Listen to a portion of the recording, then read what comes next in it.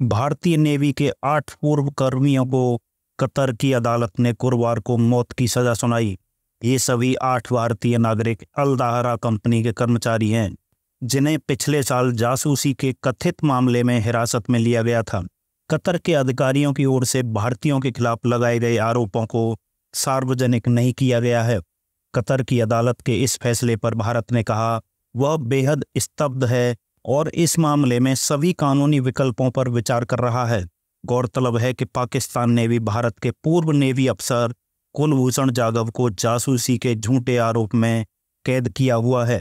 यह मामला अंतर्राष्ट्रीय अदालत में चल रहा है।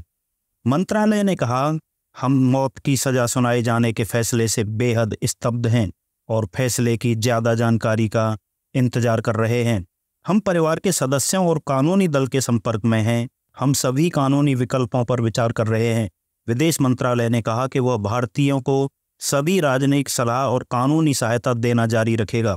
मंत्रालय ने कहा, हम इस मामले को बहुत तवज्जो देते हैं और इस पर बारीकी से नज़र रख रहे हैं। हम सभी तरह की राजनयिक और कानूनी सहायता देना जारी रखेंगे। हम फैसले को कतर के अधिकारियों के सामने उठाएंगे।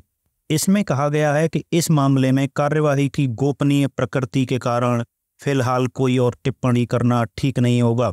कतर में भारत के राजदूत ने राजनयिक पहुंच मिलने के बाद 1 अक्टूबर को जेल में बंद इन भारतीयों से मुलाकात भी की थी।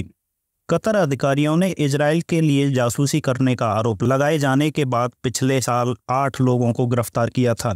इन लोगों में सम्मानित अधिकारी भी शामिल हैं, जिन्होंने भारतीय नौसेना में रहते हुए अहम भारतीय युद्धपोतों की कमान संभाली थी।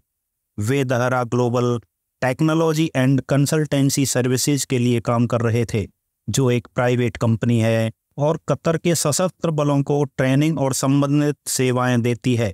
उनकी जमानत याचिकाएं कई बार खारिज कर दी गई थी और कतरी अधिकारियों ने उनकी हिरासत बढ़ा दी थी। ऐसी ही खबरें देखने के लिए जुड़े रहिए DK न्यूज़ से।